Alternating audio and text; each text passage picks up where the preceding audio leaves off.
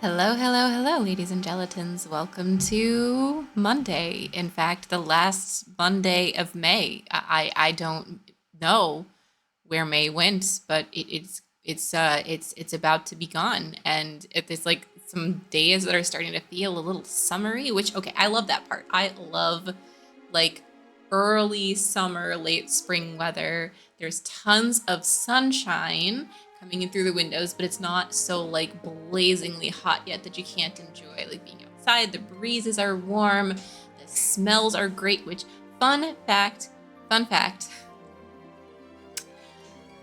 it's very interesting still. Like I kind of like don't think about the fact that like I have a new nose effectively because of the surgery, but like I still do. So surprise when I got to feel like late like early summer smells. It was just like whoa, this is so much more intense than I remember it being. I'm like, wow, it smells so summery. Yeah, I like sometimes I have these little moments where just like, oh, it's a thing I smelled before, but it's just like it's more intense than it was before. I'm like, whoa, because like I'm used to it for the most part, but the first time is still nice. Yeah. Yeah, pretty much. No, it's really nice to still have like the better sense of smell overall. Yeah, like my nose still isn't obviously like 100% perfect. It's never going to be, and it probably never would have been in the first place, but it's still so much better than it was, and like I can really appreciate it, especially because like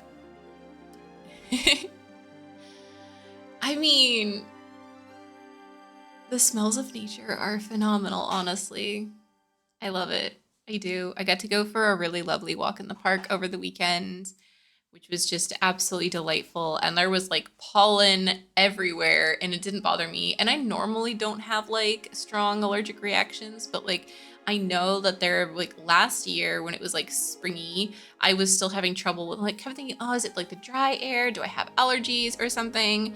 But actually is just my nose is just bad at nose, and now it's better. I don't have to sleep like pulling my face to like keep my nose open. So I sleep normally. It's really cool. It's really cool to sleep normally, especially because like a lot of times I was so used to how I was sleeping that like it would bother me when I like kept waking up being like, breathing is just kind of low key annoying, right? Sometimes high key annoying, but most of the time it was mainly just low key annoying because I was used to it. This was my life, right? You can't like spend your whole life being upset about breathing. Like if it's just everything you've ever the only kind of breathing you've ever known. And so but now like when I look back and I'm like it's been like multiple months of like never like I have never had to sleep just to adjust for breathing since recovering. Because obviously during recovery, I had to sleep. I sleep or not sleep or whatever it took to be able to sleep when I was still in recovering time. But like after that, just botanical garden. Oh, I should. I have been to one, but I didn't go around like smelling everything on purpose. I absolutely should though. I absolutely should. I should go to a garden, especially because, like, I also learned from this whole experience that if you're like focusing on your nose a lot and focusing on smells, whoa, did you know that if you pay attention to smells, they smell stronger? I know it's like, sounds like the most obvious thing ever, but when it's when there's something that like, like triggers you to actually pay attention to your nose, you realize that that's like a thing that you kind of have to do on purpose sometimes. Yes, the new smells are breathtaking. So yeah. No, yeah, definitely. No, I definitely I just wanted to have a little bit of time to appreciate like again, despite the fact that it's not perfect, I want to appreciate what I do have from it, right? I really want to appreciate like there are big changes, there are big things, even if it's not like 100% perfect nose breathing all the time like I was hoping for. There's still so much more. So it is what it is.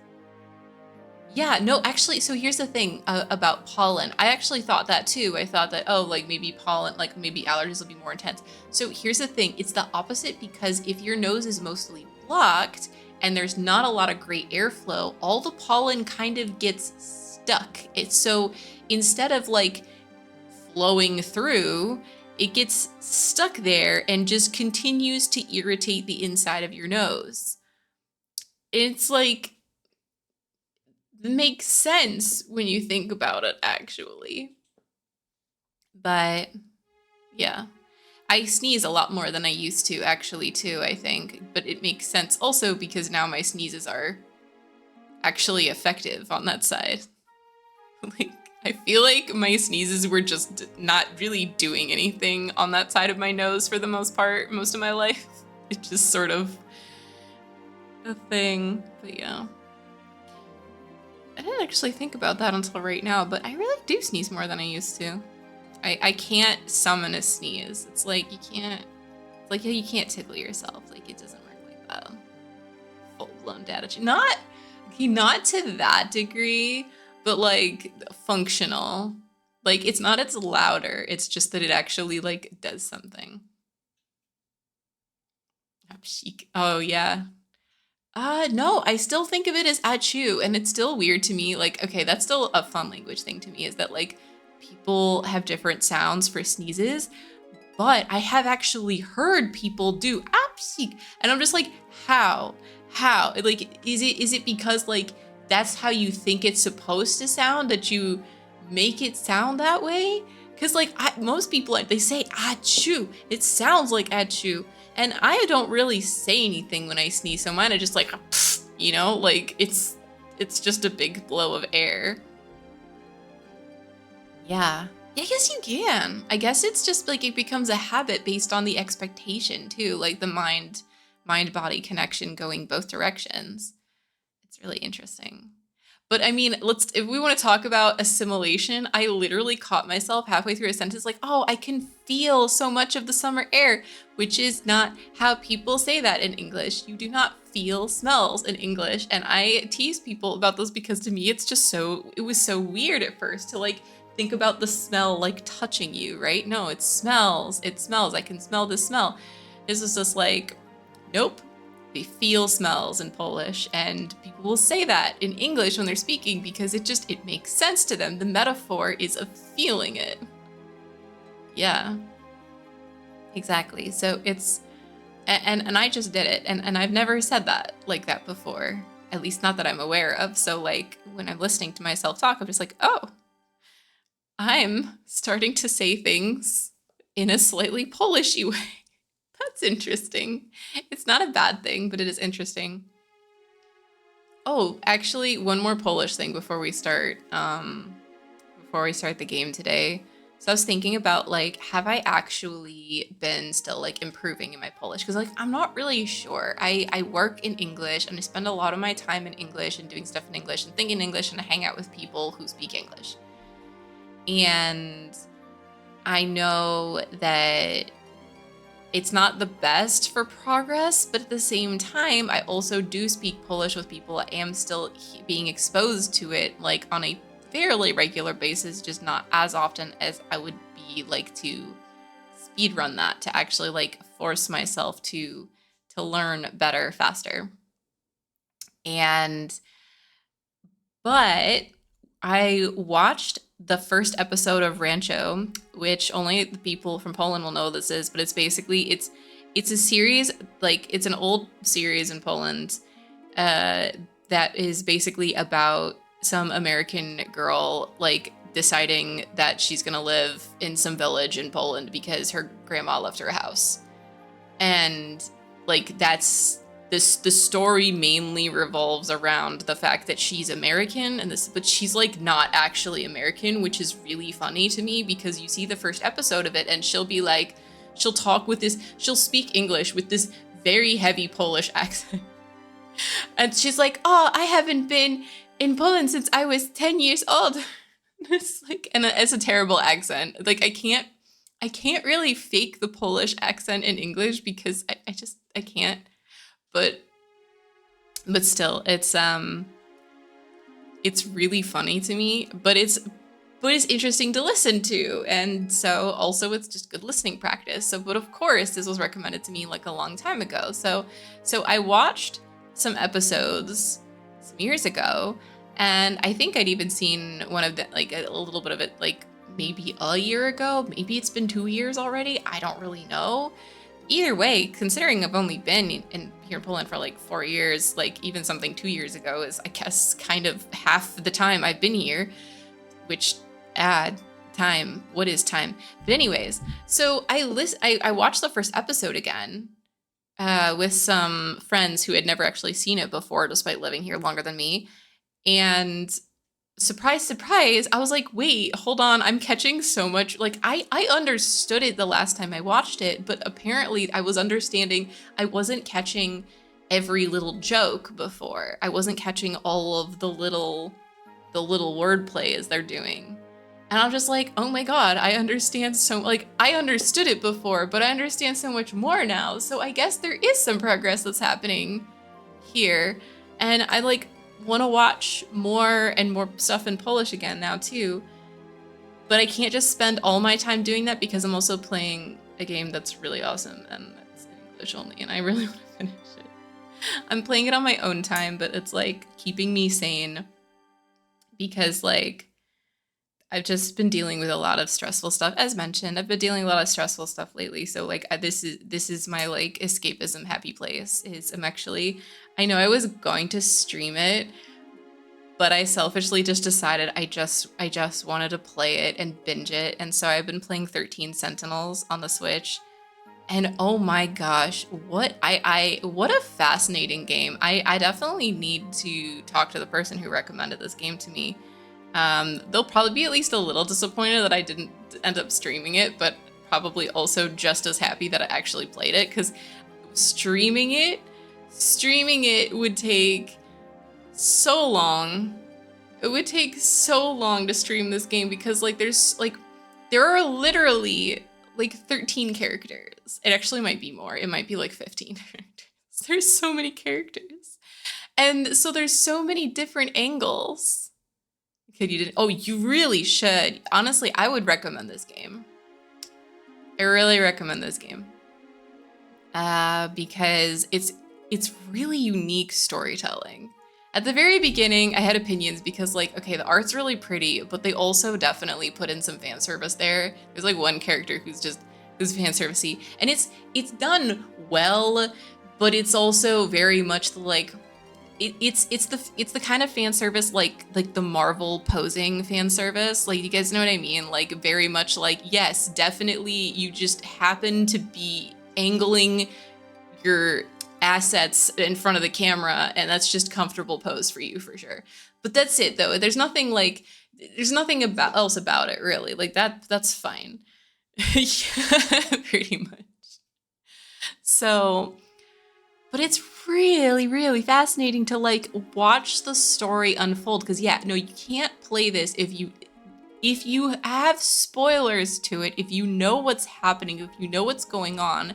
It's not the same because the entire point of the story is to discover it as it's unfolding, as you're also going through a totally different version of like time shenanigans, which that's not a spoiler. Like, it is known that I play games with time shenanigans. That's really it. Like, I promise you, it's, even if you know that there's time shenanigans going on, it doesn't tell you anything about this absolutely crazy story, which I might be like halfway through at this point, maybe. But yeah, I will say the combat, the combat is interesting, but it's also, and I like how you get to kind of choose your own pace of like, oh, do I want to do more story or do I want to do more fighting? But for the most part, the fighting itself, I'm just like, I just kind of want more story. But that's me. I like story. I love the story. I'm here for story. So I'm kind of just like, get these fights out of the way. I want to go back to the story. Because while it's woven in really well, they do put bits and pieces of the story into the combat as well, as much as I feel like they're still mostly quite separate. So yeah. But yeah, to actually like stop my yapping for just a second here. Yeah, no, I don't work in Polish. I do work with a lot of Polish people, but we also have a lot of people from like Ukraine and Belarus and just a bunch of other countries as well in the office. And I mostly work with people online from India and the US. So I have basically like all the work is in English just to because it's the only language that we guarantee everyone knows. But I do hear Polish at work. I do hear Russian at work. I hear a couple other languages, but for the most part, like it kind of just all equalizes to like if you have a conversation with people and it's not like a private one-on-one conversation with someone, it's gonna be English. And with me, especially if people are really used to speaking with me in English, because they're gonna speak English to me. So that is usually how that goes. There are some people who will speak Polish with me, and there's some people who will speak Polish with me like on purpose, and some who will forget.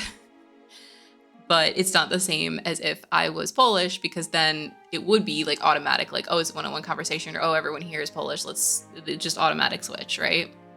So it's interesting, honestly, how the dynamic of it goes, because I can hear it around. Oh yeah, no, everyone is always trying to be very accommodating, and so they all just kind of do that, and I'll do it too. Like if I hear two people like speaking about something in Polish and I like want to chime in, I just like will, you know? Like if I know them, obviously, not literal strangers. I don't sit next to strangers anyways, like it's all of our team in the same room, so yeah. Okay, so now that it's been like almost 30 minutes of yapping, let's get to some bonus content, because I'm not sure how long I'll be able to stream today, because in addition to the stress, I think I'm hoping not, I'm knocking on wood here real hard, but like I've been feeling really tired today, so I'm super hoping I'm not getting sick. But it could be, especially because unfortunately stress does not help with that. I was feeling perfectly fine and dandy until I went back to work. So I don't know what to say about that. We'll see. Listen, we're on the bonus content, and technically we finished the game. I don't know. Okay, so we have the con preview, but like, how do I? Okay, is it like now we play it, or is it the same one? Hold on. How do I actually like? No. You know, I never actually like figured out.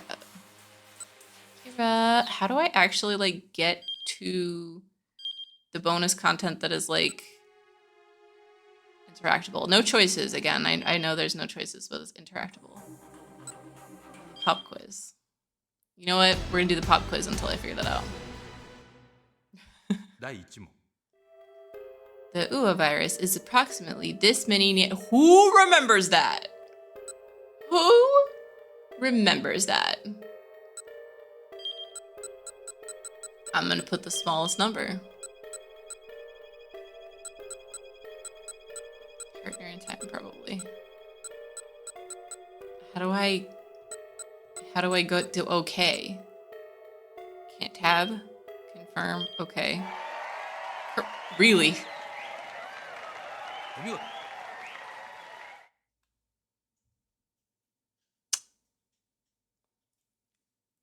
Incredible.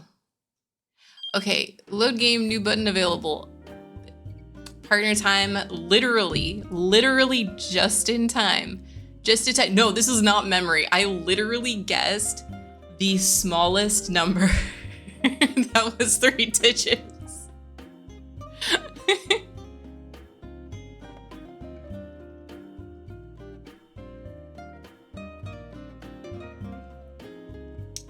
Good. Snarled a young man who sat before him in the dingy little office belonging to Takara Financing. Do you understand what it means to break a promise between men? The man glared back at him. What do you want me to say?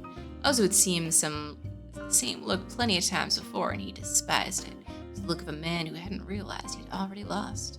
Ozu hated people like that more than anything. 5 million, and the interest on it hasn't been paid. When was the payment for that interest due again? Yesterday. Well, if you knew that, then how come you haven't paid it? Ozu's Voice rose to a bellow that practically shook the windows. He couldn't tolerate anyone breaking promises, no exceptions. I understand. Despite Ozu's fury, the man seemed unconcerned. I'll look it off. I'm in shape. His upper arms sported bulging biceps. They were the arms of a fighter.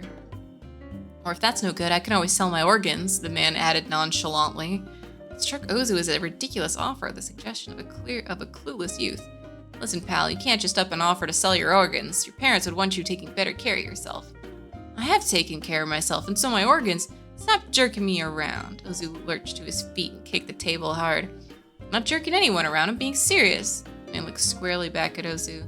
What did you spend the $5 million on? The older man grumbled. If I tell you that, will you wipe the debt clean? Of course not. Again, Ozu kicked the table. The young man shrugged. Needed some funds to set up a bank transfer scam. Oh?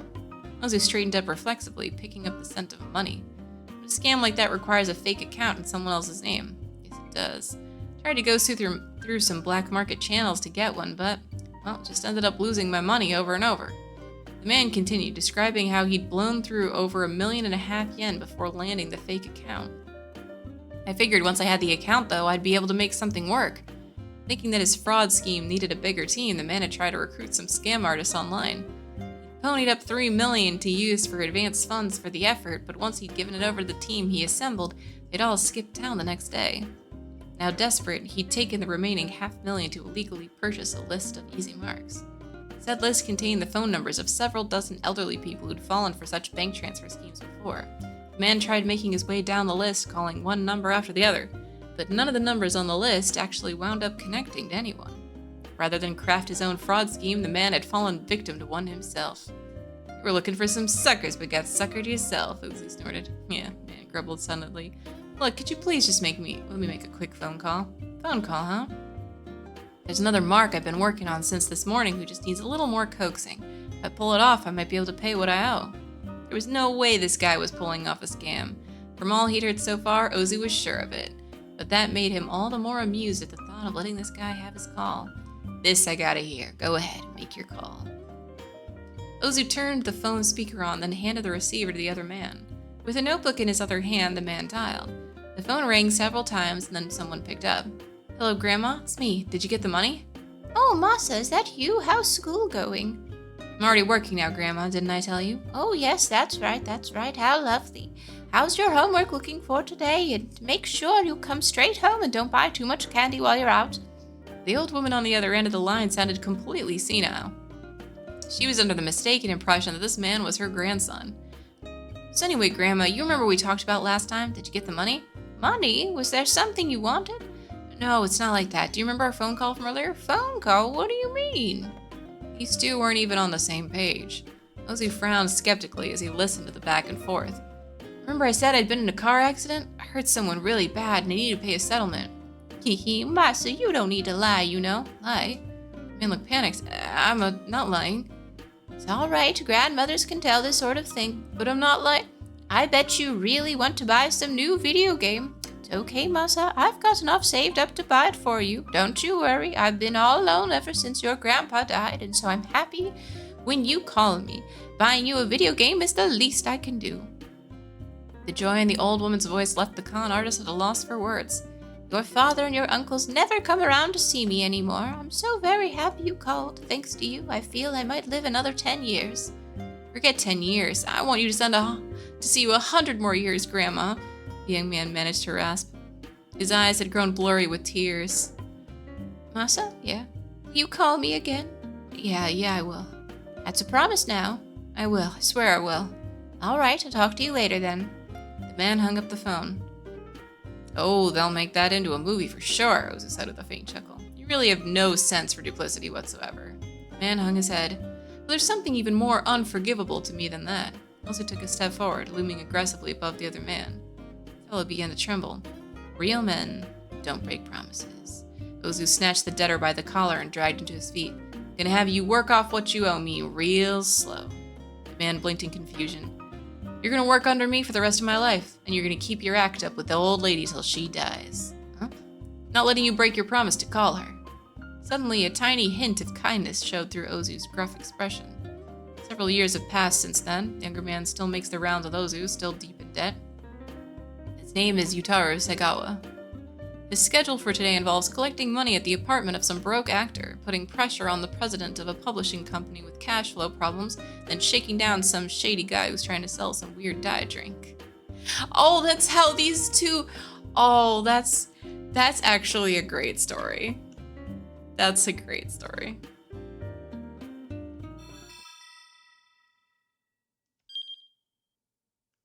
Okay, so I don't know. I accidentally got that by guessing the thing. I would like to go back, and now we're gonna go to load, and we're gonna do exactly what partner time said so that we can see what's going on with Kanan. Okay, load game, final chapter. Story never truly ends. Okay, bonus. Okay, so it's not in bonus content, it's bonus if you hit load. And Kanan. Bad. Alfard al-Shua. The solitary serpent. The snake has lost 8 of its 9 heads.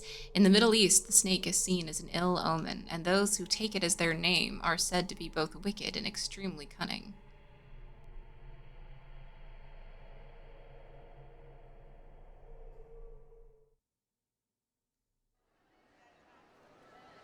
If I give in to sentimentality, I will have lost my light all over again.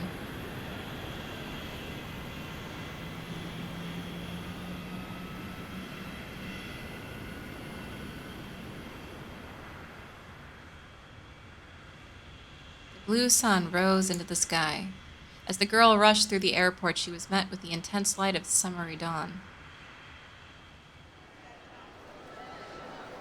April 28th, 8:21 a.m., Singapore Changi Airport.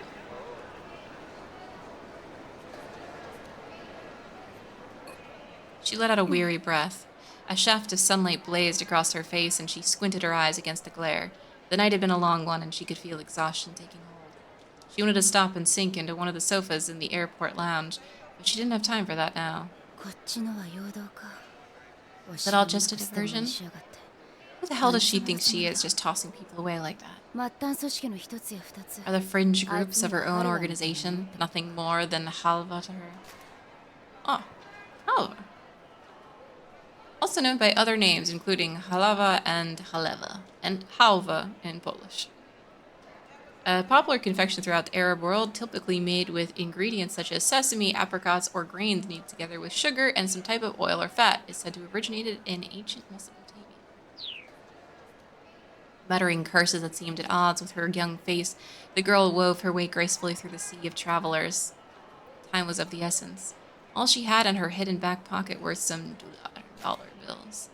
The dollar is the unit of currency in several countries, including Canada and Australia, but here it refers to the United States dollar, controlled by the Federal Reserve Bank. At the time of the story, it is frequently used alongside the euro as a standard currency for international transactions. She was going to have to acquire the gear she needed on site. It galled her to be so under-equipped. The only consolation was that at least she'd been able to arrange for a boarding pass in time. Al-Anisa.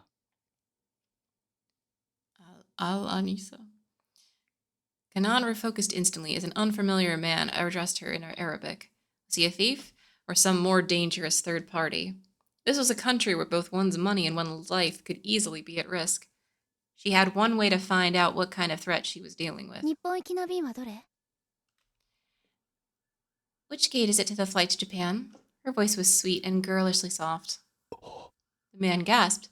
He hadn't been expecting this. They hadn't told him what he was really in for. The girl was the natural enemy of the serpent, a steely soldier in a proxy war, a professional freelancer who took any requests and who always carried out her mission. A mere hour earlier, she'd taken out an armed syndicate 30 members strong, the red flowers of blood left in her wake a testament to her rumored capabilities. The man was dumbstruck. What kind of twisted fairy tale was this, with mercenaries who looked like sweet little girls? What's wrong? Were you not able to make the arrangements? No, everything's fine, he said hurriedly. The flight's departing from gate 6 if you're looking for your pass and your ticket. You're in my right pocket. That was impressive. I didn't notice until you'd already handed them off. The man gasped again. His surprise shifted to caution. With all the bystanders around, it should have been easy enough to make a handoff without even the recipient ever noticing. He was proud of his skills, but still, she'd seen right through him. Don't feel bad. At least I didn't spot you in advance. You're the man I spoke to on the phone outside, right? That was quite the feat. I don't offer praise like this lately, but I'm legitimately impressed. Well, yeah, you are getting... Like, how am I supposed to just wait for her to finish speaking in Japanese and then speak? No way.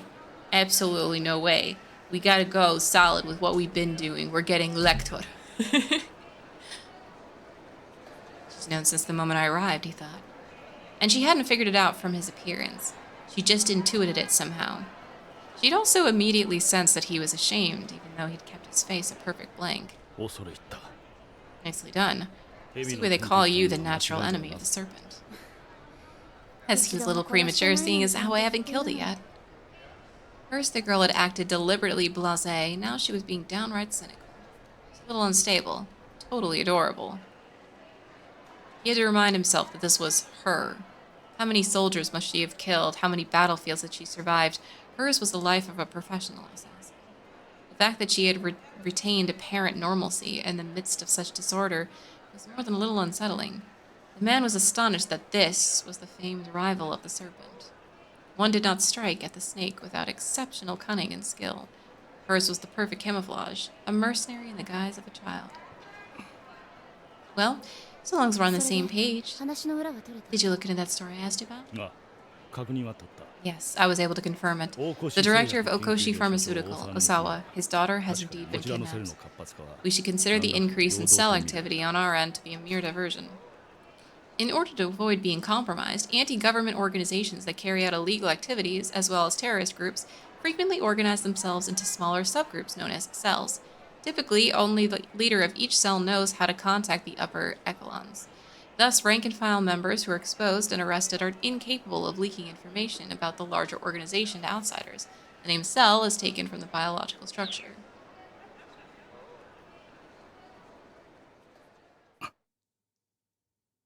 Kanan gritted her teeth. Her latest mission, concluded just an hour ago, had been to meet with his armed group, the Serpent. That was fine. Everything had gone off splendidly without a hitch. The job had been even easier than she'd imagined. There was no cause to get bent out of shape. The info she'd gotten her hands on had done quite a number on her mood. The Serpent herself is on the move. Japan, Shibuya, Okoshi Pharmaceutical, possible CIA involvement, presumed large-scale urban terrorism at work. That message had lifted the veil from her eyes. At long last, Alphard herself was out in the open, the head of the snake exposed. What a perfect opportunity to cut it off. But of all places to set the stage, Japan? CIA involvement could pose a problem. She wouldn't be surprised if the Serpent had already coiled itself around the Americans. When it came to the Serpent, not even the US government could be trusted to keep itself free of influence.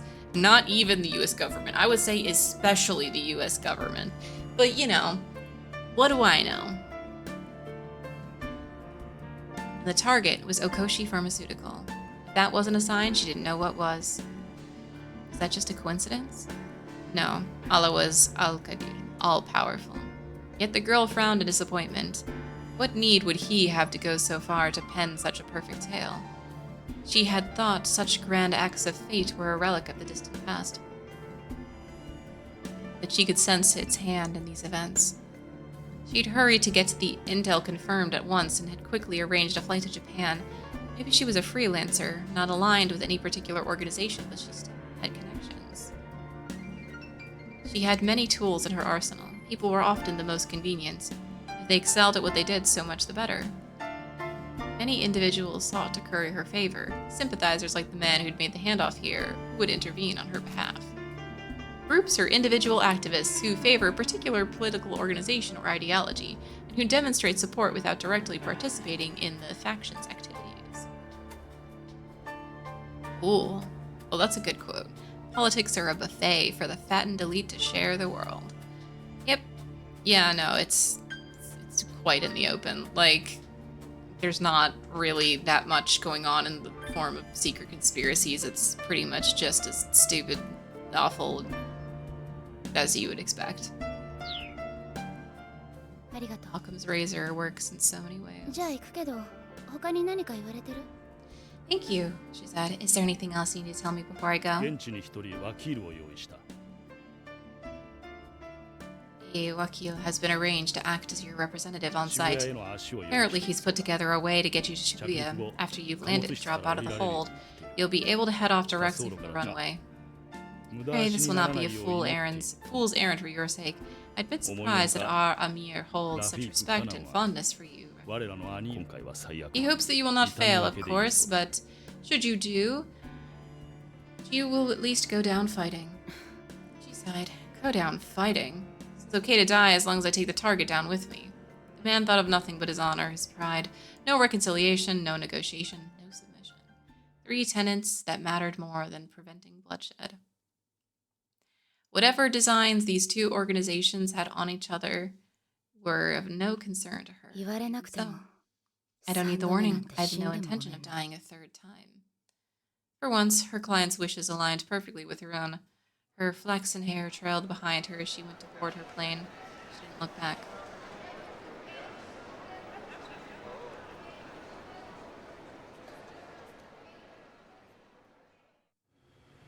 I mean, we should continue to challenge it, but we also need to recognize that they do unfortunately have more resources than us, and so over-exhausting yourself and trying to pour from an empty cup also not the way to go. It should be exposed, it should be changed, it should be fixed, but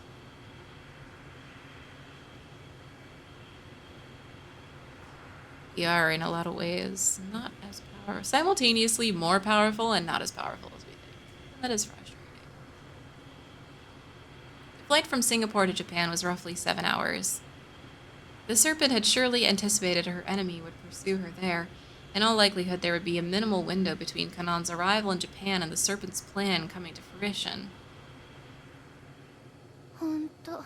She really does love sinking to new lows. The Serpent wouldn't be so clumsy as to let someone from back home in the Middle East, especially foe like Kanan, find out about this by accident. If she let the plan leak, that meant it suited her purposes somehow. It seems she wanted to entice Kanan to risk hope before trampling her underfoot.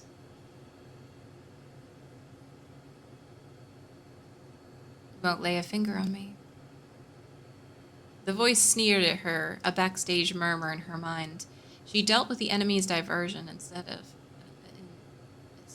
She dealt with the enemy's diversion, learned of the plan just in the nick of time, and rushed off to Japan without a second's hesitation. Japan was where it would all be decided. If she didn't do battle with the Serpent, she would lose yet another close friend. Had the Serpent engineered this situation simply to torment her? Things aren't going to go how you think this time. Shibuya is more fit for you. She spoke to herself to calm her gnawing impatience. The time it took to write Shibuya and the time it took to write Alphard were nearly the same, but the youthful and complex nature of the city of Shibuya won out. Her instincts were something akin to fortune-telling, a tendency to reimagine the world around her in a way that was neither wishful thinking nor sour grapes. She had a sense of conviction that hovered around the truth.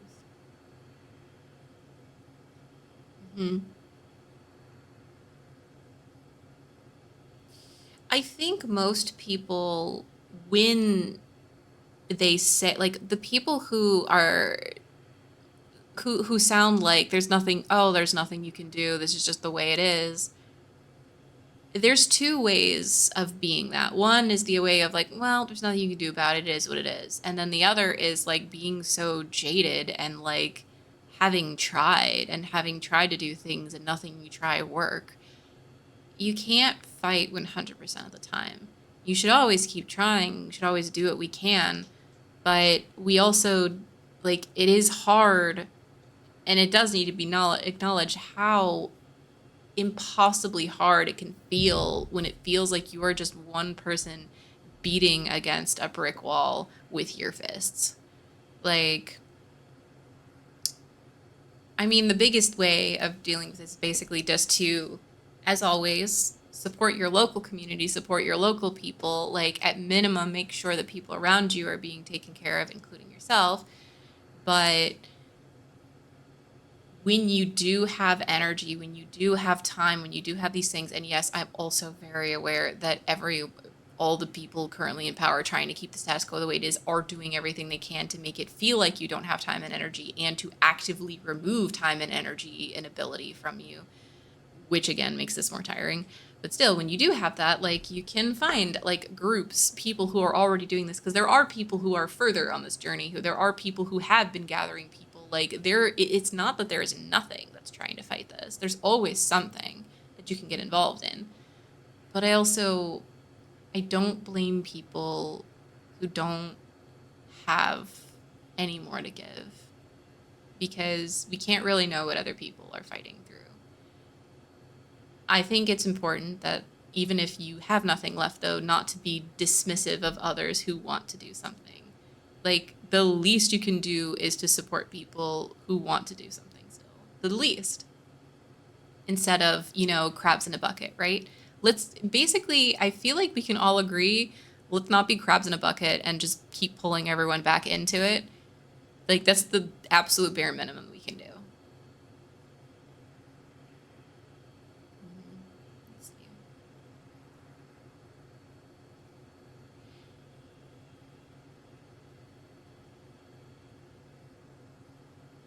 The thing is that,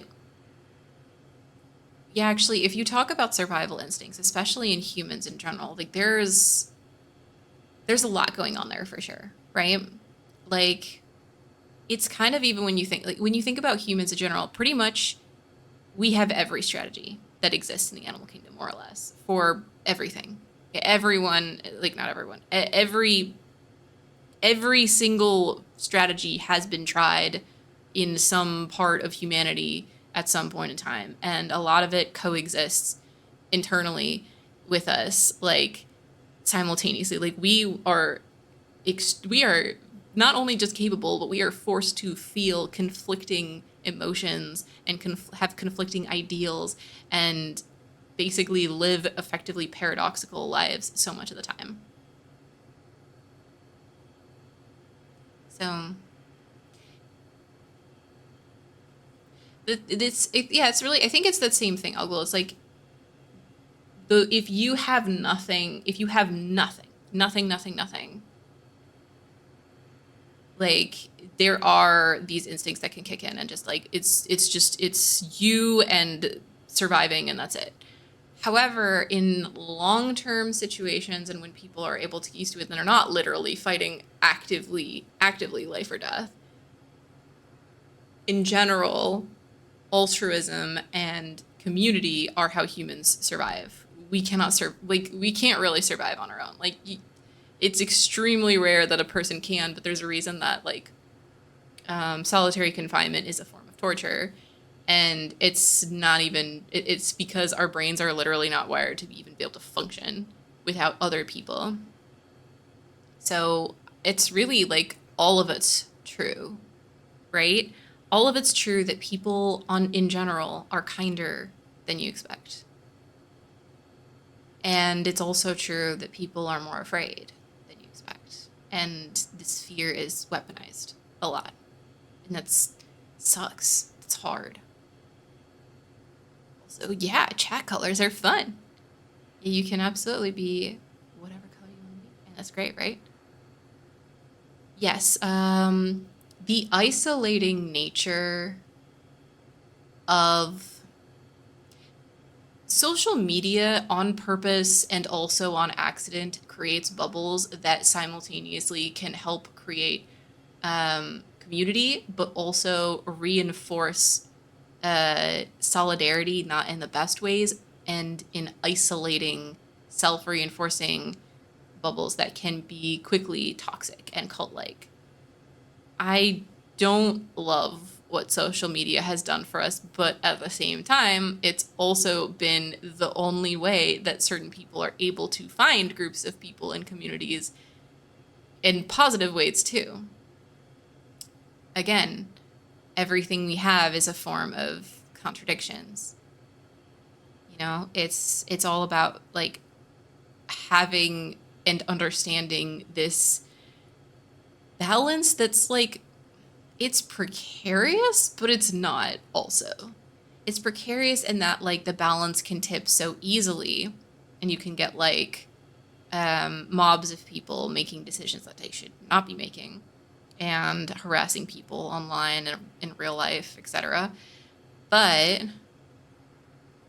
you also get this self-balancing act from this instability, which is super weird to watch. Yeah. I mean, like I said, I personally do not like social media as it stands right now. I especially don't like social media controlled by corporations, which is why I prefer things like Discord, even things like Twitch. Twitch is like, yeah, you can, like, the corporations don't control it as much. They definitely do control more things than I like here, but for the most part, this is just people who decide to click on, like, my stream, for example, and y'all are here because you want to be, because, like, we talk about stuff that we want to talk about, but also I play games that people enjoy watching, and that's, like, 100% like not controlled. What's controlled is like who's gonna show at the top of certain things. But if you go out of your way to search for something, they don't really usually stop that still. So there's still like pieces of it left. It's just the fact that like we have to be careful instead of them taking any responsibility. Instead of anyone in charge having any responsibility or even sense of like, it's still responsibility. It was like ownership, really. It's like they're like, oh no, I didn't do anything. This is just how the algorithm works to make more money. Companies just exist as these things that are definitely also people for legal reasons that just exist to make money, but you can't hold us accountable for anything. Oh, accountability, that's the one. No accountability. So it's all us, but it's not? Yeah.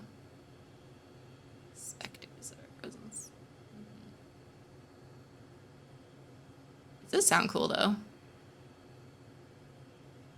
Like, it's really poetic. Be able to write letters. Oh, yes. It did feel different sending and receiving physical letters. It still does, right?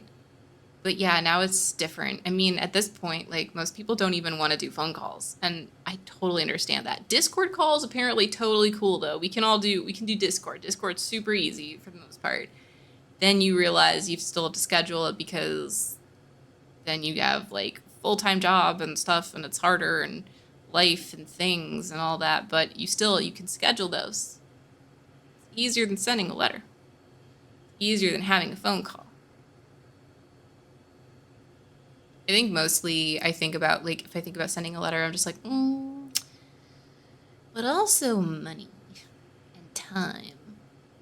Phones being on silent. Oh, yeah. Yep. Pretty much. They are pretty much text machines at this point.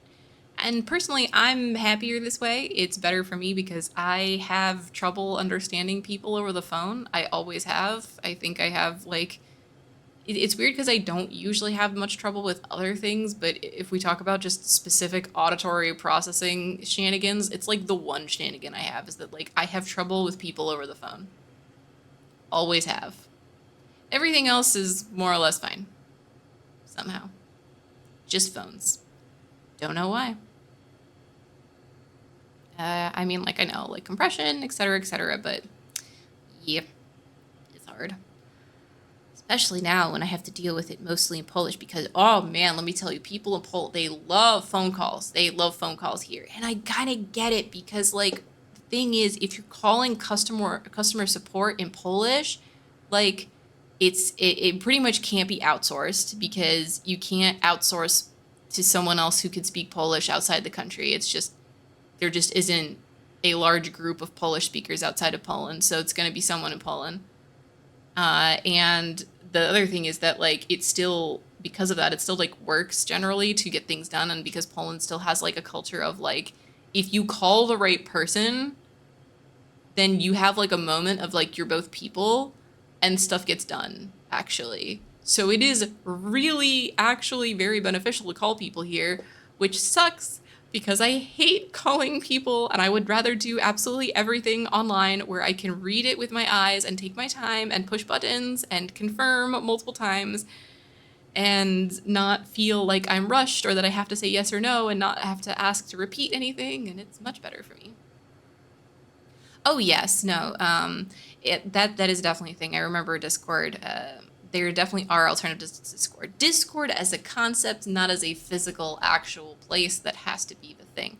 But again, luckily there are alternatives, and people will move to alternatives because, for the most part, most of like the channels and stuff people make for Discord are just for like them and their friends. There are some bigger channels that are still like there that have like big communities, and it'll be harder for those to move. But I would have to see if there's statistics on it, but I still feel like way more than half of the interactivity on Discord is literally just like really small groups of like friends who are friends IRL. Yeah, no, they'll always find a way, right? Rather be an email. Yes. So that's also the thing is that, yes, sometimes I would also, this is also weird. In Poland, I would also prefer in-person meeting than a phone call, and emails are fine, but I always have to like triple check my spelling and my grammar.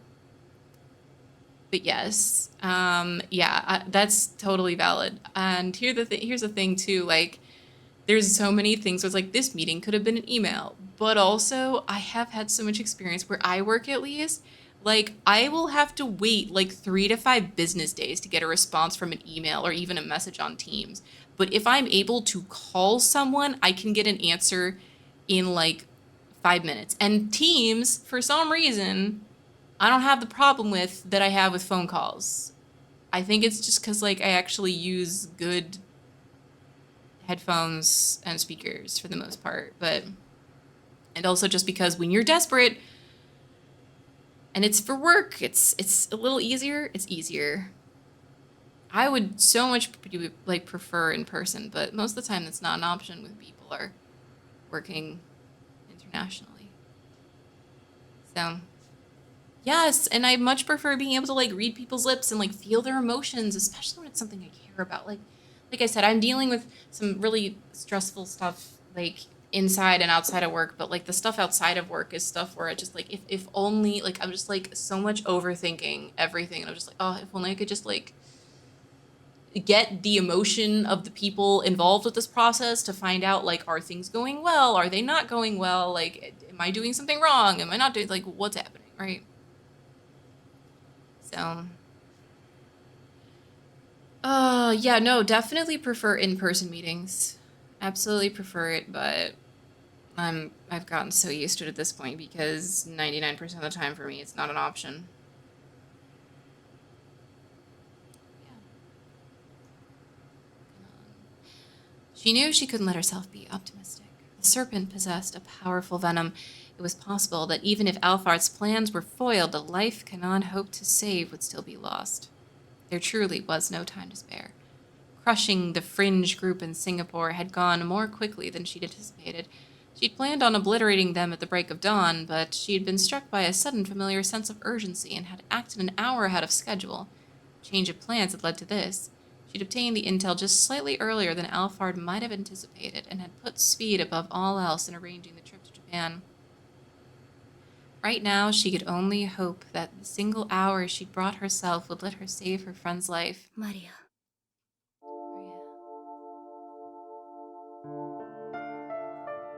A warm red flooded her mind.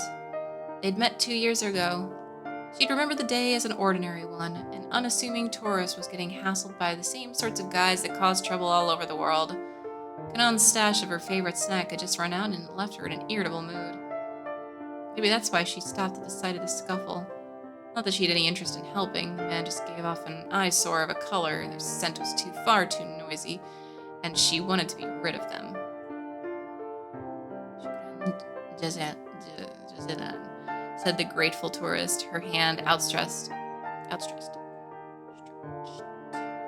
She asked if Kanan would be her guide. Kanan, please do. This girl's a person raised in peace from a peaceful country.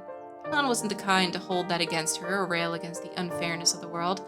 Didn't mean she wanted to put up with it either. A Yabania like her was practically a different species. How could they even understand each other? Kanan was closer to an animal herself, and respectable people didn't get close to animals that were still untamed. Humans had overcome their feral side, they'd become creatures of intellect.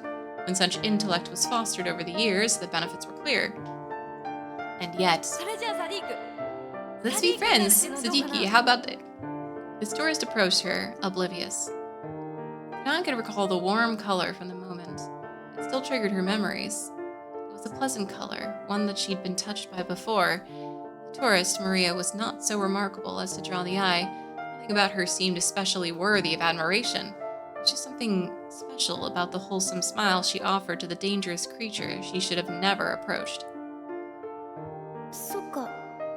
Very なんだ。 spontaneous, aren't you? Kanan smiled. There was something powerful about people who couldn't get a read on their own situation. It was the first time she'd smiled earnestly in a long while, the first time she'd lost her light. The first time since she'd lost her light a second time.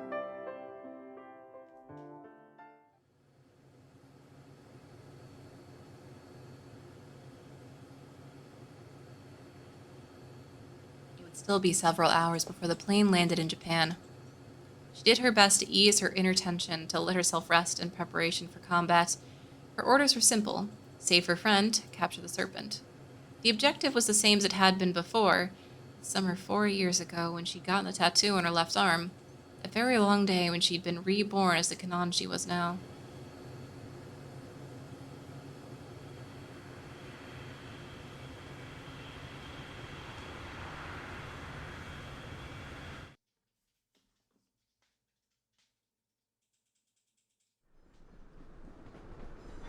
Saber Kanan. Just gonna have some lovely tea while it's actually playing.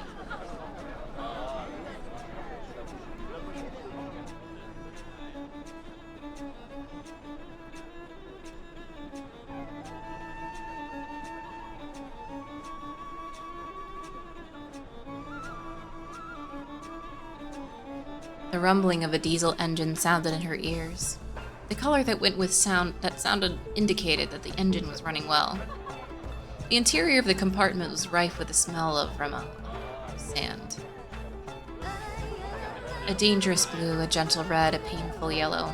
Those, the colors of the many people aboard the train as it chugged along. The train had set out from Al-Haditha, northwest of Baghdad, and after a journey of 300 kilometers was approaching the Jordan border. At the front of the train was an antique diesel locomotive. This was followed by first-class carriages, coach-class carriages, and several of the women-only carriages unique to the Middle East. It was a long train, though not exceptionally so. Okay. So, a big prequel thing. Interesting. I feel like I have to watch this anime at some point too. Like, probably in the nearer future, just to, like, you know, actually weave it into the story that I've been enjoying for so many months. In some Islamic countries where men and women are prohibited from sitting together for religious reasons, women-only train cars are common. Depending on the country, the sexual segregation may be so strict as to apply even to children. Sometimes even young boys must separate from their mothers in order to ride in men-only carriages. It was remarkable that there was a line running between Iraq and Jordan. Traffic between the two countries, especially via railway, had been drastically reduced as a result of war. Many of the lines had long since fallen into disuse, but now that the West was working towards the reconstruction and stabilization of Iraq, Japan had also helped plan a railway between Iraq and Jordan and had laid down a temporary rail line. The train's final stop was not the border, but 300 kilometers beyond it, in Amman, the Jordanian capital.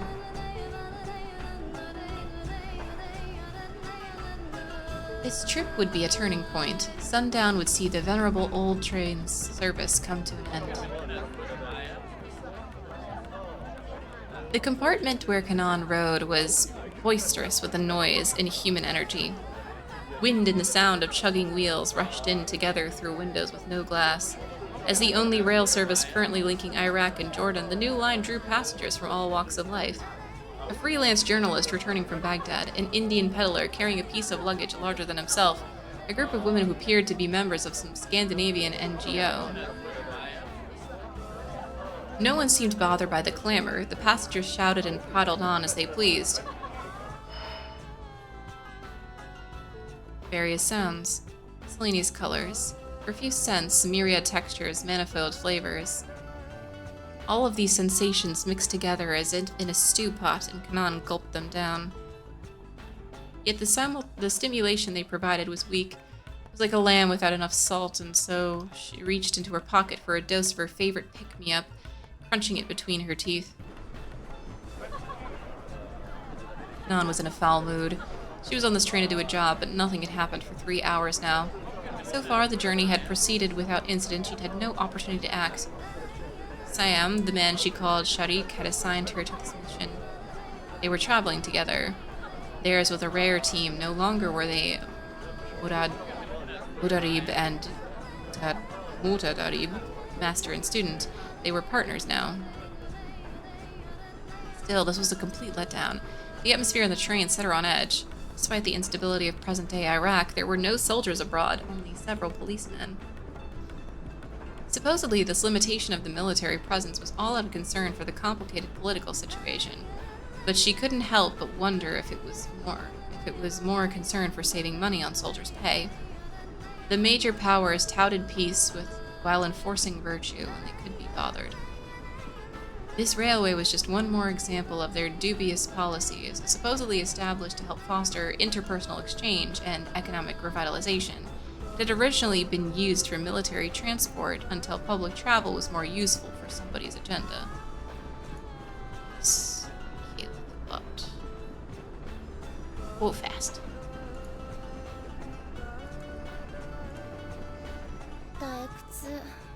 So boring. Here we are, the carefree passengers of a modern conveyance, operated by a well-intentioned international cooperation.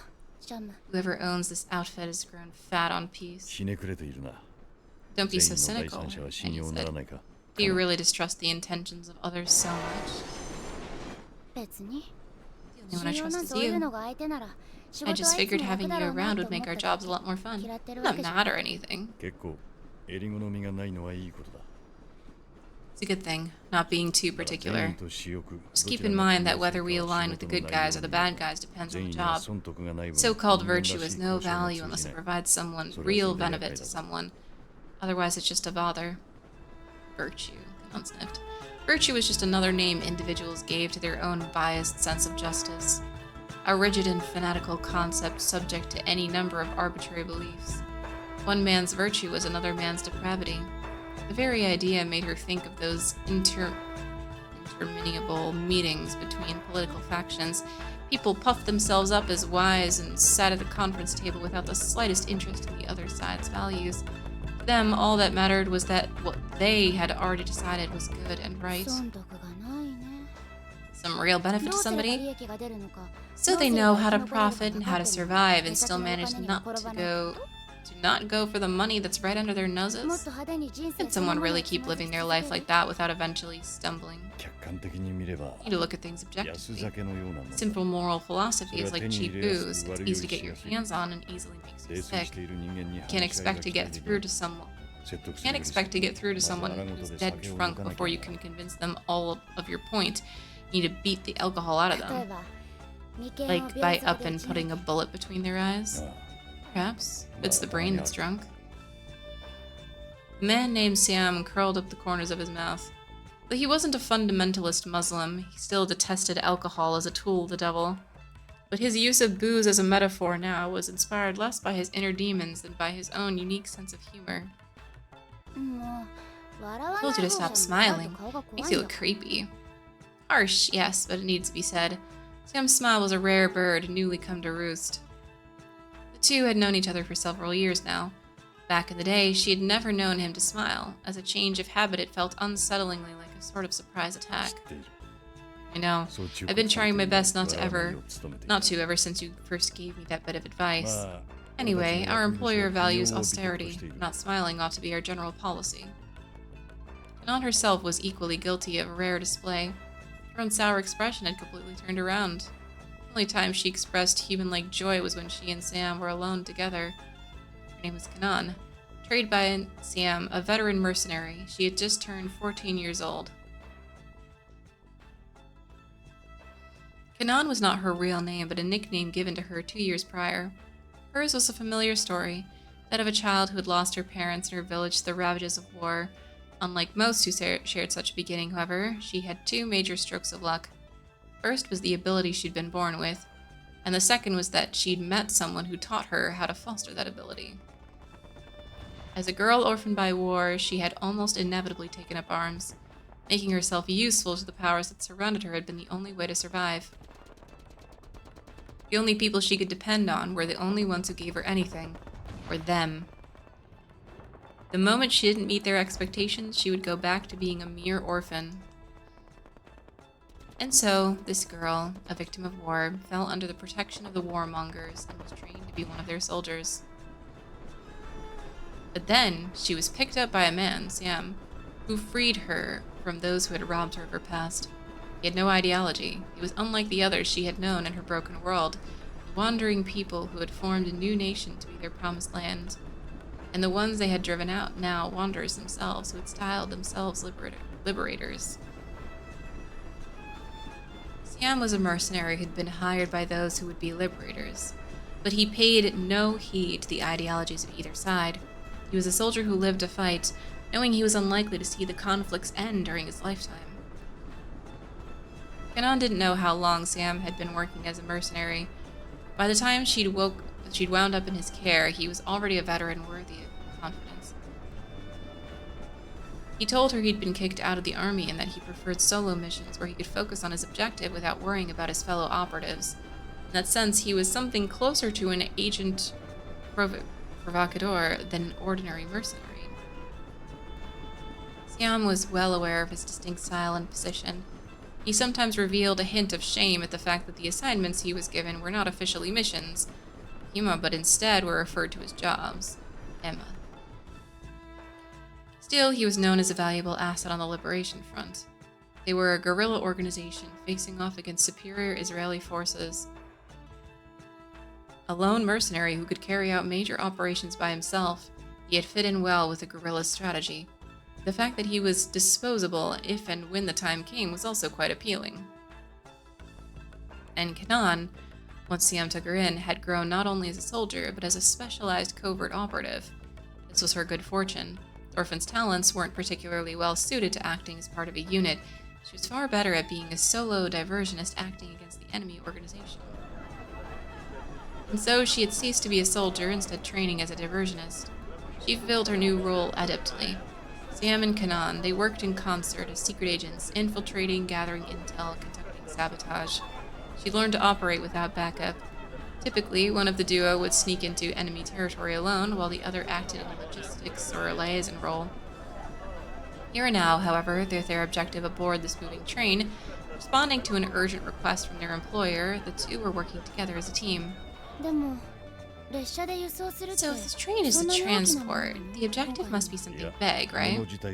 No, what we're after is apparently small enough to be carried on one person. We're not authorized to look at the contents. The first task is simply to confirm whether it's really on board or not. Well, in that case, the job's done. We've both been looking around, and I think it's pretty clear. The train's a bust. Kanan's side, there's nothing out of the ordinary about it. It doesn't feel wrong either. Either they're moving our objective at some other time, or they got word we'd be here, or there was no such plan in the first place. Nope, intel's solid. I trust the person who provided it. They'd received the intelligences 2 days prior. Even by their own fast-moving standards, this job was inordinately rushed. I personally usually prefer subs, not dubs, too. It very much depends. There are a couple exceptions to that. But subs in general I prefer. And yeah, if it's to be more true to like the script that was actually planned with, you know, the studio working on like Shibuya Scramble, it makes more sense.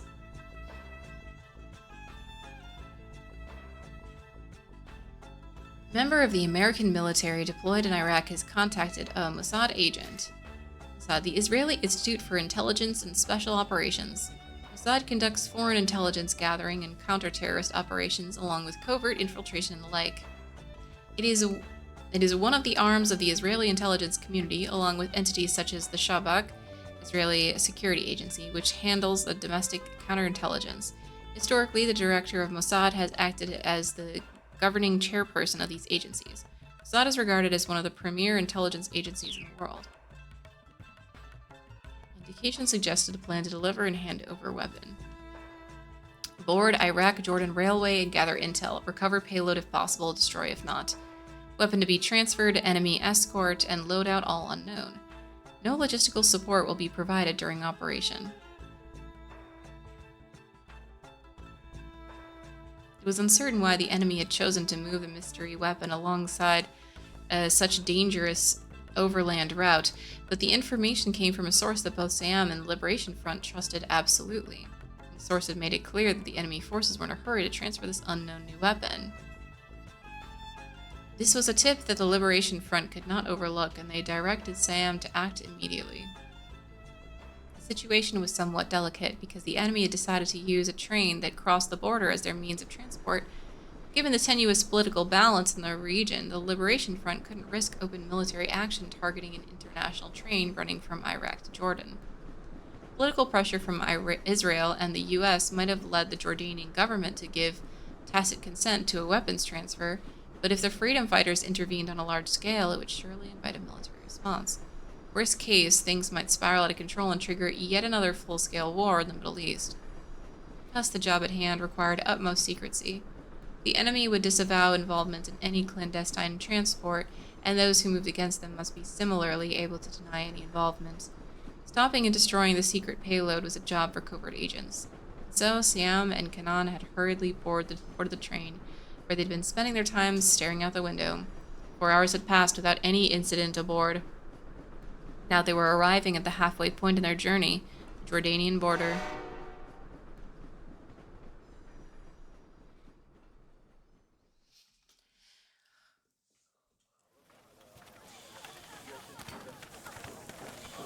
Oh yeah, for sure. A lot of stories that focus on way too many characters at once do not do very well, but video games are one of the best ways to handle a large amount of characters because of the ability to actually, like, stay focused on one character for as long as, like, it feels appropriate to the viewer. And also just because, like, you can put a lot more content in there without, like, the viewers being like, okay, that's a lot to keep track of.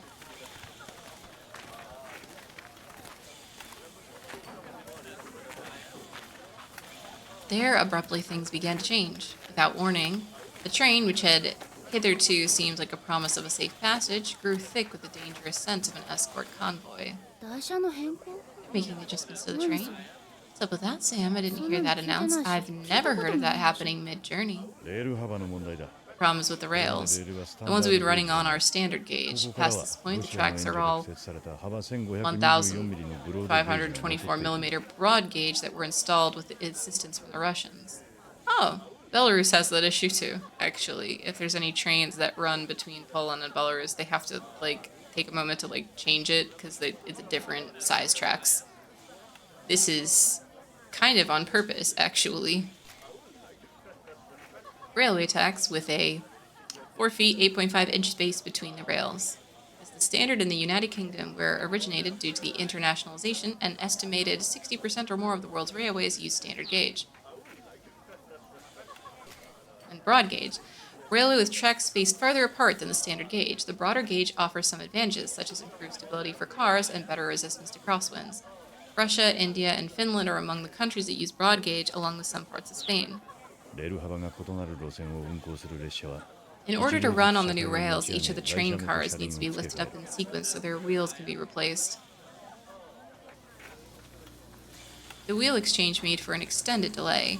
Each car in turn had to be removed from its couplings, then each car was loaded onto a lift and refitted for the broad gauge tracks. 手間がかかるね This is gonna take a while, Kanan grumbled. Wish we could just transfer over to a train that could head on from here. ダイヤの遅延に文句を言う Well, the ほど passengers on this 利 train 用 aren't する rich 人はいない enough to complain about a delay 荷 in 物を改 schedule. められるわけ This で way, も the rail company doesn't need to change up the cargo. As long as the train and the passengers arrive safely at the destination, that's all that matters. I 確かにい suppose ちい if ち all 文句 people を have 言うほ no, どよけど we じ have ゃ all ない people have no cause for complaint, but Sam. John sensed that there was more going on than just the switching over of the train's wheels. The train was being expanded. A freight car, clearly meant to carry goods of higher quality, was being added. sandwiched between a new pair of passenger cars. A total of 3 new cars were added. The only passengers in the 2 compartments surrounding the freight car were armed soldiers. 青一色だ。 They're all the same shade of blue. 7 soldiers per car, a total of 14. Were you いや expecting this? ここまでは考えも No, I しゃしゃ hadn't の thought this far ahead. Adding a new freight car, huh? あからさ Honestly, ま this だ would have が been 自衛 difficult 隊 to 員は prepare for 難 ahead し of い time. They were seeing a complex plan unfold, one that would be traceable after the fact, but which might be impossible to stop while it was in motion. They now faced a significant force of enemies that they might have to neutralize using only the firepower they had on their persons. Based on the orders Siam had received, there was 0 chance they receive any あいつ backup. らが兵士なのは間違いない They're けど。 definitely soldiers. どこ Can't ま tell で what army 彼 though. らが乗客に偽装 They're した soldiers 兵士であ disguised り as 他者が加わっ passengers, た and の if な they're ら here 問 with the 題ない freight car, it won't be an issue. イスラエル The 側の兵 contents 士 of ほど those cars will 他 not 者 tell の us 中 if 身 they're が証 Israeli 明してた soldiers or not. そっか。 See, so all we know right now is that they're not 練 onto 習 us. 安全だと They 判 did 断したか decided ら everything's safe. そういうことだ I'm only struck of luck so 問題は far. The freight car transfer cast everything into doubt. It seemed to confirm there was indeed a weapons delivery taking place, but recovering the payload was going to be more difficult than anticipated. The train transfer process finished without a hitch. The other passengers paid it a little heed. Evidently, they were accustomed to this sort of delay. 強引な計画だね。 Quite the fix our client has put us in. Can't call for backup, and we don't have a chance to resupply. Phonetics are never very good at planning ahead, I まあ suppose. 周りが見え Or て even ないあた stopping り to sniff 強 the 硬 air ばら once し in い a と while. 言えなくも Damn hardliners. At last, the train left the border behind. There were no planned stops between the frontier and Amman. Kanan and Siam needed to complete the job before the train arrived in Amman, which meant within the next 4 hours. The odds were 2 against 14, a difference in power so great it seemed absurd to even consider a plan of attack. ザイームの配置ミスだよ。 Zayn messed up in assigning this 二人 mission, でやる仕 Siam. 事じゃない。 This isn't a job for 2 people. Given how black things are, we should have just destroyed the whole payload. We should have planted some Semtex back when the train was stopped. Semtex, a plastic explosive developed in Czechoslovakia. It is clay-like and easily formed into different shapes. A similar type of explosive, Composite 4, is used by the U.S. Armed Forces. That's perhaps more famous. It is used by many military organizations due to its durability and ease of transport.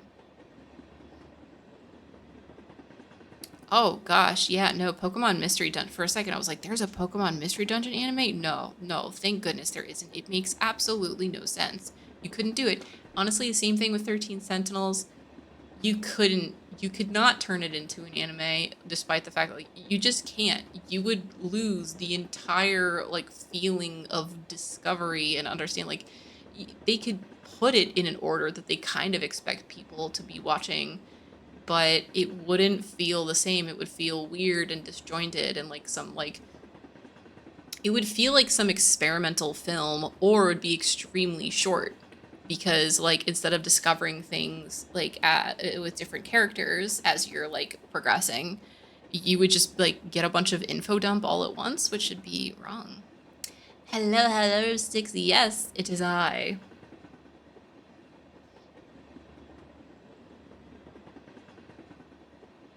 Yeah, I actually did not know. Like, I mean, it makes sense that Akira was also a manga, but I've never tried this. Oh yeah, no, we're not ending the game this week. We knew that though. Like, listen, Partner Time told me it was going to be like 5 more hours, and I don't stream for 5 hours. I barely stream for 1 hour. Especially if you count like all the talkie. So it is what it is and is what I expect, and I just hope that I can save partway through, because otherwise it will be really awkward.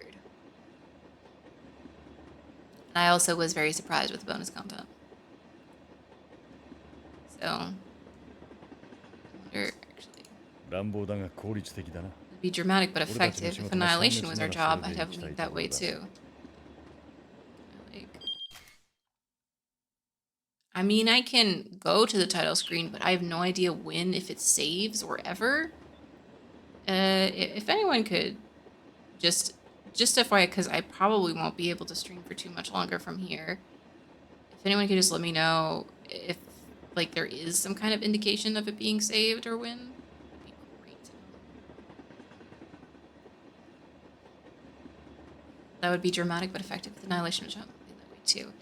They had checked the cars pretty thoroughly before they departed. Sneaking something abroad the freight car would probably have been close to じゃあどう impossible. するの？ So what do we do 正面 then? から Taking 銃 on には 14 ちょっと soldiers き head つい on is よ。 a bit of a tall order. そんな No, 賭け we're not 事 going を to そ take れ that な big ら of a 決める。 gamble. If you're も worried う about 一 our 人ここ numbers, で that's 合 going 流 to する予定 change. だ。 Someone else is joining up with us here. え？ Kanan was shocked. She felt an unfamiliar kind of fear. As far as she had known, Siam had never teamed up with anyone but her. You save icon on the bottom. Okay. I guess the next time I see that. 同席するよ。 Pardon me, but I'd like to share 他 your の席 seat. は男ばかり The で others are all 寮に見 occupied づ by らいん men, だ and ね I'd prefer not to sit with them. As soon as the stranger spoke, Kanan saw Siam's color shift to a pale, pale blue, a bad sign. 失礼。同 Pardon 席する me, よ。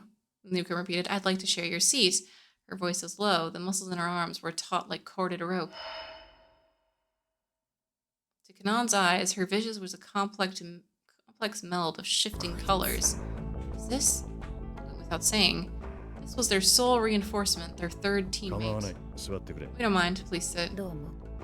Thanks. So you No. mind letting me have your Basho spot, yuzutte miss? kurenai Children ka, should sit Ojo-san. next to their guardian. I should be in your place. Kanan sighed. シャム、お嬢さんは耳 Siam, is this young lady hard of hearing, or Soreto mo does she not Arabian? speak 俺 Arabic? の横に座れ。 Kanan comes sit next to me. This is one of our 彼女は今回の情報 employers, the one who 提供者。 provided our intel. 我々 She's も an や old る。 friend of mine. Kanan said nothing. She did get up from her seat and sit next to Siam. She'd do as he asked, though she didn't trust this woman. She didn't like the way he'd said old friend. Brought up all her natural cynicism. Bottom left. ご挨 Okay. 拶だな。シャム、この子がお前のバックアップか。 No worries. Okay, yeah, so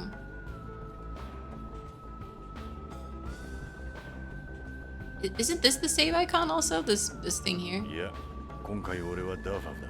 No, on the こいつ projection. はシナー向けだ was な。 on. Oh, okay. 腕は水準以上だが、村っ気がありすぎる。 A little bit. On the protection this time around, she's more suited to offense. Her skills are really low, so is her attitude. She's not lookout material. She only really gets going when there's そ someone れ to は fight. それは。 Well, so she's still in training. The woman regarded Kanan with a cold gaze. She gave the impression of a snake trying to sense the body temperature of いいね。 potential prey. かわいいじゃない。 She's で、 cute. その I 左手 approve. は How's her 人 left 並みに arm? 動く Did 訓 she 練 move 途 all 中 right, の or お has 嬢 your さん little は lady in 体 training の not 管 learned 理 how が to で take き care ない of な。 herself yet? Kanan glared sidelong at the woman. She wasn't offended by the remark itself. The fact that it was her left arm was still in pain. What unsettled her was this woman's powers of perception, able to detect Kanan's injury through the heavy cloak she wore. 動くよ。 It's just a scratch, it won't 少 be a しすりむ problem. いただけ。そう。 Oh, yeah, okay. ならい Wait い for が the words. 原因は傷をつけたのは列車 Okay, に乗 but る how 前 did it に happen? Did you get injured before or そ after れ you でお boarded the 前がま train? だ半人前の兵 That'll 士 tell me whether you're ただの half a 間抜け soldier だ or わ。 simply a fool. Kanan did not だん reply. まりか。 Silent treatment, huh? Hey, Oi, Sam, Sam. which is it? He didn't answer. Had she seen something in that silence? はあ。 Of course. The stranger could read Sam's silence better than anyone, better than his own partner. The woman's stoic face grew just a shade brighter. Her smile was entirely sarcastic, but at least it was a display of human emotion. It was a smile as if to say, well done, as if Kanan's injury were some fated thing. 見たところ戦争孤 I'm 児か。 guessing she's a war orphan. Seems you don't learn either. 懲りな How いなお long 前 since you も started working on her? 引き受けたのは2 Took 年 her 前 in 2 years ago. 2 years ago, 2003, the Middle East, war orphan. All that information taken together left no question about what battlefield she'd seen. Iraq War. She'd lived through the long night of war that, for the winning side, had been little more than a display of overwhelming resources and overwhelming 安 technology. 心したよ。 That's really, she's only half a person, but で at は least 技 she's 術は ready. これから見させても Looking らう。 forward to seeing her skills in action. お前が連れてく He る brought 以 her 上 along, Sam. Her Keep training pushing. must be sufficient. Now that she had inferred Kanan's background, the woman's enmity seemed to abate. Their initial reluctance to trust each other had apparently been mutual. Kanan wasn't necessarily happy, but if this was the team Sam wanted, she would accept it. As the woman had observed, Kanan had been trained by Sam after all. Sam's judgment was absolute. Kanan knew him as her instructor and mentor, the ideal soldier, utterly reliable. She turned her gaze away from the woman and looked out the window. The passing scenery drew out her memories of the life she'd lived over the past few years. A girl who'd lost all her relatives to war, The tale of a child who'd never held a gun before becoming a full-fledged soldier at the heels of a veteran mercenary all became hazily drifting back into her mind.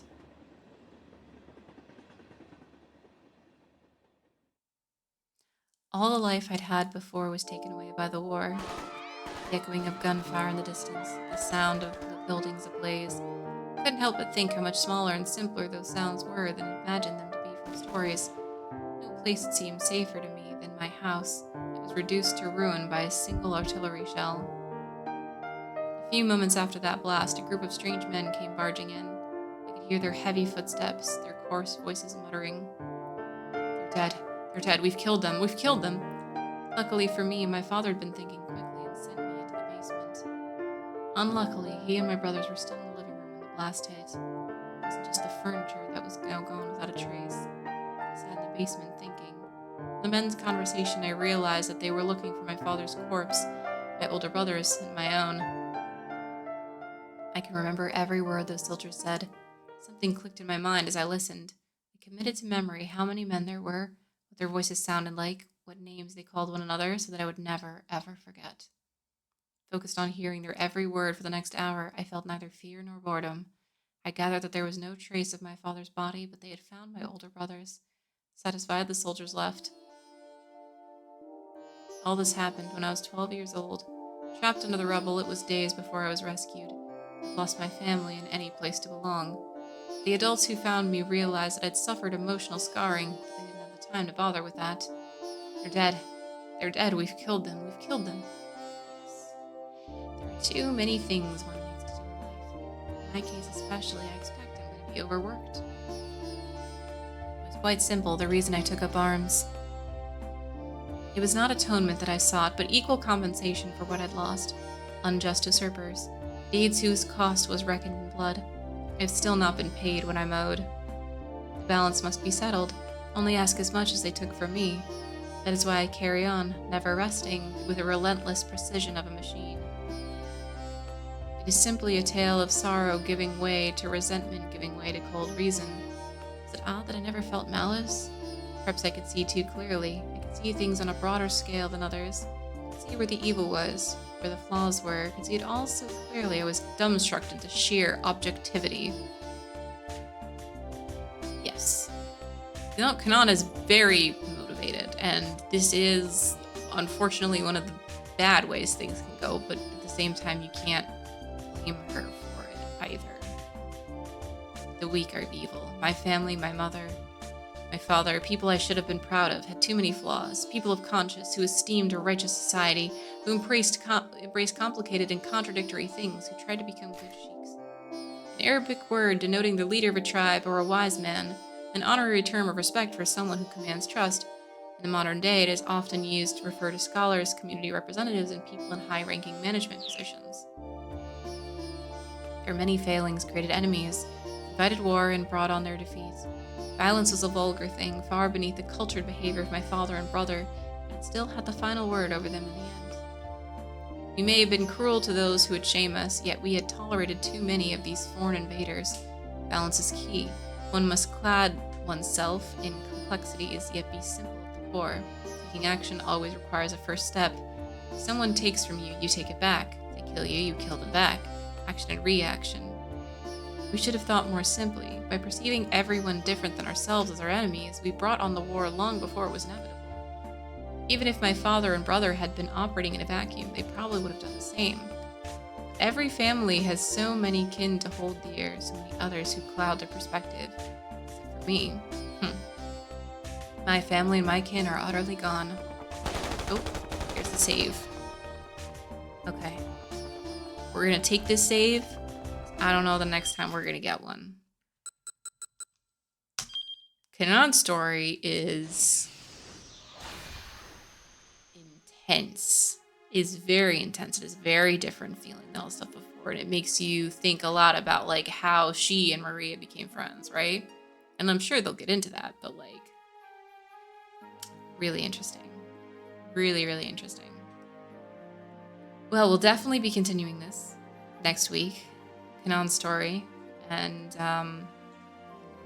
probably I won't finish it, so probably I'll have a little more time to unlock the other story before I also need to do that.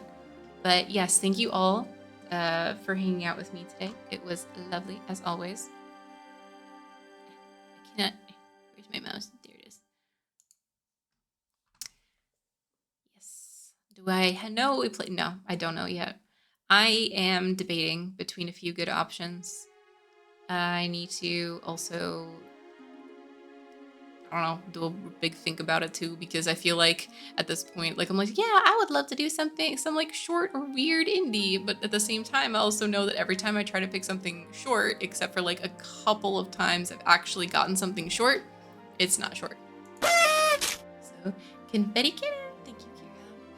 But yes, good times, good times. Yeah, we have a couple months. No, we do not have a couple months. We have a few weeks. We have a few weeks to figure out what to play next, but at the same time, yes, it would be nice to find something short, but at the same time, short stuff is not like necessarily better, but it's like nice, especially in between these games, it would be nice to have something that's like actual short, and I'll see what I can find. But if I can't find a short thing, then I'll just find something that I really definitely want to play. There. All right. So yet again, thank you everyone so much for hanging out, and thank you Partner in Time for being my guide, as I literally could not find the content at first, and I went directly to bonus content and did find something interesting, but not the thing I was originally looking for. So, I mean, that's still funny to me. It's just like show up, accidentally get a question for a quiz right, and then get a side story. Good stuff. Okay. I'll take a look at that. I mostly want to try to go through stuff I already own. Also, I'm very bad at platformers, so that would be a struggle for me.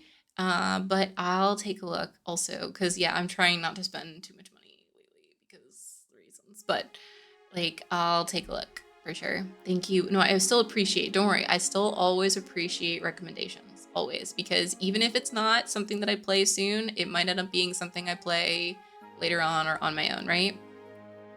Yeah, I like roguelikes are also tough for me because I'm really bad when it comes to starting over. Like if I start over, but like it's really obvious like how to start over, it's not that bad.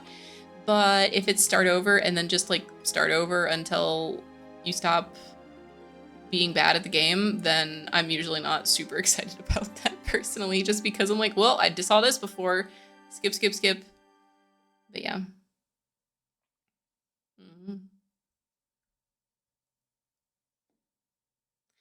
Let's see. Okay, easy mode might be something that's possible for me to handle then. Okay. All right. Either way, yeah, I gotta go because I definitely gotta lie down at this point. But still, much appreciate as always, and I hope you guys have a. Sure, there's also the stock market baby. Don't know. Yeah, have a wonderful rest of your week, rest of the month, and I'll see everyone in June. And I hope that it will be just a good feeling of, oh my gosh, it's the beginning of summer.